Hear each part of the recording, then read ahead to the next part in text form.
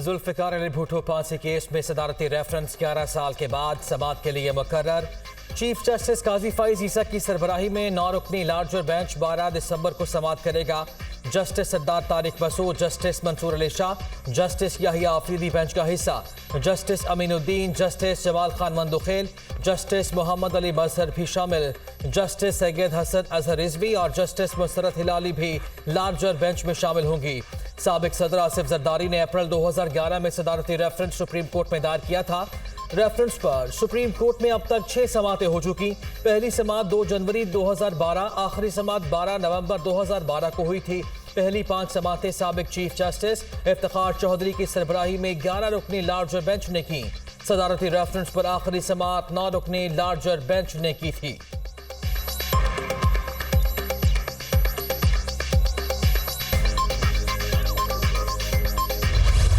अल Azizia reference दोबारा समाअत के लिए एहतसाब अदालत को भिजवाने की सदा मुस्तरद। इस्लामाबाद हाई कोर्ट का रेफरेंस पर अपील मेरिट पर सुनने का फैसला। इजाफी शवाहिद का जायजा लेकर अपील पर फैसला करेंगे। सजा बढ़ाने की अपील का मामला तब आएगा जब सजा बनती होगी। Chief justice Islamabad high court के अल अजीजिया रेफरेंस में नवाज शरीफ की सजा के खिलाफ अपील पर समाअत में रिमार्क्स। मुकदमा रिमांड करना 2 धारी तलवार हो सकता है। जस्टिस मियां गुल हसन औरंगजेब, नवाज शरीफ की फैमिली ने 1976 में दुबई में गल्फ स्टील मिल्स लगाई। ये गल्फ की सबसे बड़ी स्टील मिल्स थी जो दुबई में लगाई गई। बेटे ने बाप को बाहर से बैंकिंग चैनल के जरिए रकम भिजवाई। हिल मेटल स्टैब्लिशमेंट बनाने के 4 साल बाद ये रकम भिजवाई गई। हुसैन नवाज के अकाउंट से जो रकम आई वो टैक्स रिटर्न में भी जाहिर की गई। अमजद परवेज एडवोकेट के दलाइल, अदालत ने मंगल को नैब से दलाइल तलब कर लिए। अल अजीजिया रेफरेंस में नवाज शरीफ की अपील पर समाअत मंगल तक मुलतवी।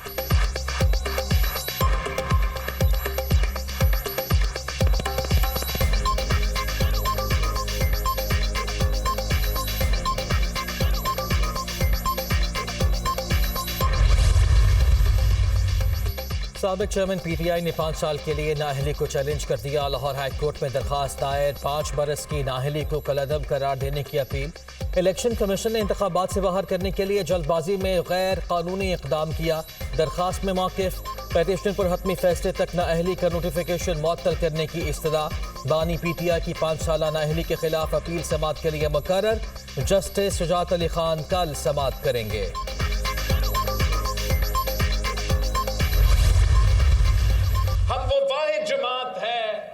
जो कहते हैं कि हमारे सियासी मुखालिफ नहीं, हमारा सियासी दुश्मन नहीं, ऐसा इस मुल्क में कोई सियासतदान नहीं है जो मैं कहूं कि ये मेरा मुखालिफ है।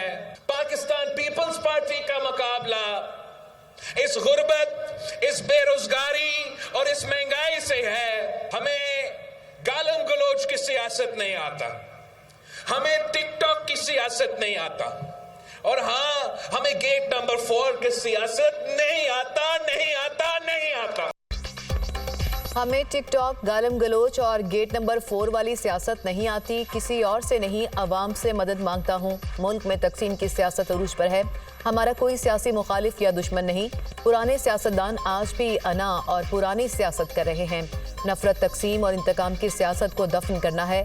ना मेरे हाथों पर करप्शन के दाग हैं और ना किसी का खून। कोई सियासतदान ऐसा नहीं जिसके हाथ साफ हों। मेरे पास 5 साल का प्लान है। अपनी जेब के बजाय मजदूरों की जेब भरना चाहता हूँ। चेयरमैन पीपल्स पार्टी बिलावल भुट्टो का शांगला में वर्कर्स कन्वेंशन से खिताब।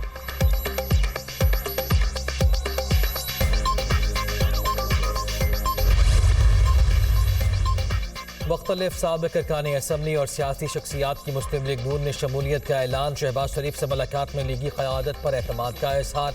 नून लीग एक घर है जो मुल्क की तरक्की और खुशहाली की ज़मानत है। पाकिस्तान की तरक्की का सफ़र मज़ीद तेज़ होगा।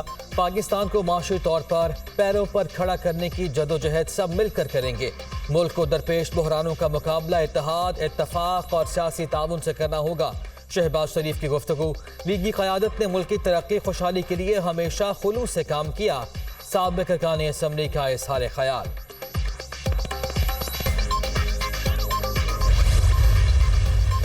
इंशाअल्लाह ताला बैलेट पेपर भी होगा, बैलेट पेपर पे बल्ले का निशान भी होगा और हमने तैयारी की हुई है। और मैंने आपको कहा अदलिया पे हमें एतमाद है।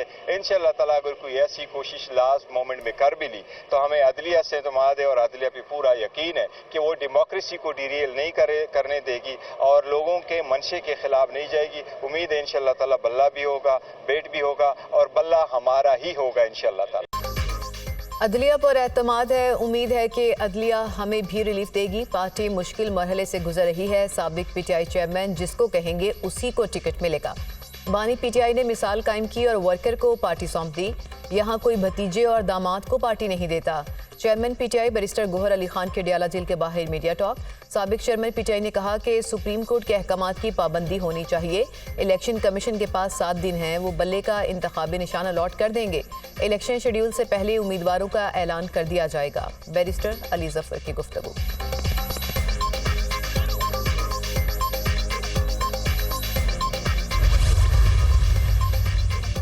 पीटीआई 9 मई के किरदारों का तहफ़्फ़ुज़ न करे। गौहर खान अपनी पार्टी को इलेक्शन में लेकर जाएं, मुजरिमान को कानून का सामना करने दें। तहरीक इंसाफ को 9 मई के अनासिर को साथ मिलाकर इलेक्शन में नहीं जाना चाहिए। आइन के मुताबिक इलेक्शन 8 फरवरी 2024 को होने चाहिए। पूरी तरह इंतखाबात के लिए तैयार हैं। बिलावल भुट्टो जरदारी 18वीं तरमीम की बुनियाद पर इलेक्शन स्लोगन बनाने की तलाश में हैं। राना सनाउल्लाह।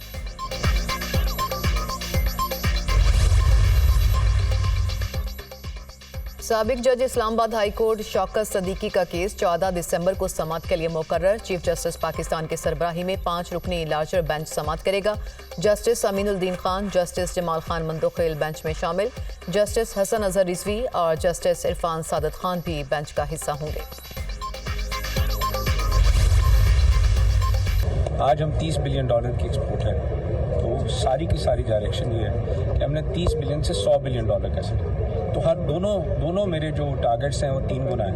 $30 बिलियन का एक्सपोर्ट का टारगेट 100 बिलियन है और $350 बिलियन का हमारी जीडीपी का टारगेट भी 1 ट्रिलियन 3 गुना है। तो दोनों टारगेट्स हमने 5 साल की पॉलिसी के ऊपर काम शुरू कर दिया। Ministry of industry, ministry of commerce दोनों जो है वो आज मौजूद थे, कल भी मौजूद होंगे। मिनिस्ट्री ऑफ कॉमर्स उसमें हमने कल 2 सेक्शंस रखे हुए हैं।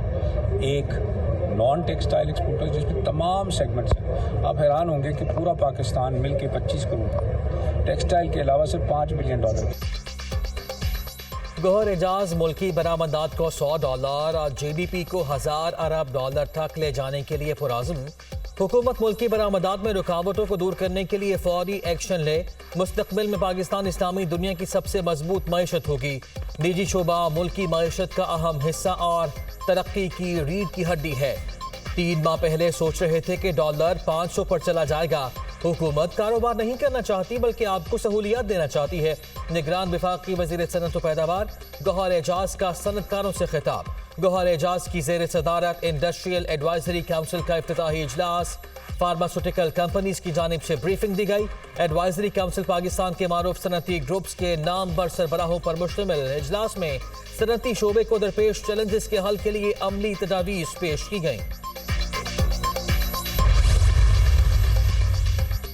पाकिस्तान को मुख्तलिफ चैलेंजेस का सामना है। जो लोग टैक्स नहीं देते उन्हें टैक्स नेट में आना होगा। कारोबारी अफराद बैरून मुल्क मार्केट को अपना हदफ बनाएं।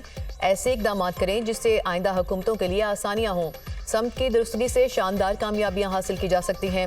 हुकूमत सरमायाकारी के फ़रोग़ के लिए खुसूसी इकदाम कर रही है। ख्वाहिश है कि ताजिर बरादरी जदीद टेक्नोलॉजी के इस्तेमाल से मज़ीद कामयाबियां समेटे। निगरान वज़ीर आज़म अनवारुल हक काकड़ का पाकिस्तान स्टॉक एक्सचेंज में तकरीब से खिताब। पाकिस्तान की 25 बेहतरीन कंपनियों को अवार्ड तकसीम किए।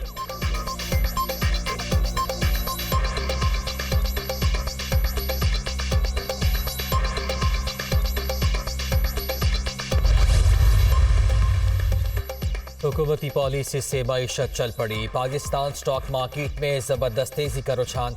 लंदन इंडेक्स में 800 पॉइंट्स का इजाफा। इंडेक्स 64,718 पॉइंट्स की बुलंद तरीन सतह पर बंद।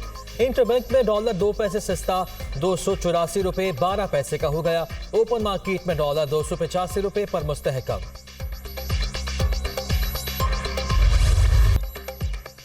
इसराइल की बर्बरियत के इंतहा से हुनी फोर्सेस के निहत्ते फ़लस्तीनियों पर बुज़दिलाना वार।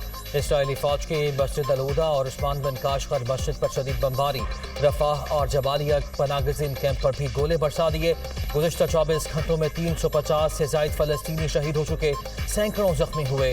इसराइली हमलों में शहीद फ़लस्तीनियों की कुल तादाद 17,177 तक जा पहुंची, 40,000 से ज़ायद जख्मी हो चुके। फ़लस्तीनी वज़ारत सेहत की तस्दीक। इसराइली फ़ौज का 2 माह के दौरान गज़ा पर 10,000 फ़ज़ाई हमले करने का एतराफ़। सेहूनी फ़ौज ने मकबूजा मगरबी किनारे में 3200 से ज़ायद फ़लस्तीनियों को गिरफ्तार कर लिया। खान यूनिस का भी मुहासरा। इसराइली फौज को ज़मीनी ऑपरेशन के दौरान सख्त मुज़ाहमत का सामना, गली गली लड़ाई। खान यूनिस में हमास का रॉकेट हमले में 10 इसराइली फौजी हलाक और 24 टैंक और गाड़ियां तबाह करने का दावा। इसराइली फौज ने मज़ीद 2 इसराइली फौजियों की हलाकत की तस्दीक कर दी। हमास ने गजा की पट्टी में सेहूनी फौज और गाड़ियों पर हमलों की वीडियो जारी कर दी। जंगजुओं ने रॉकेट और ग्रेनेड से इसराइली फोर्सेस को निशाना बनाया।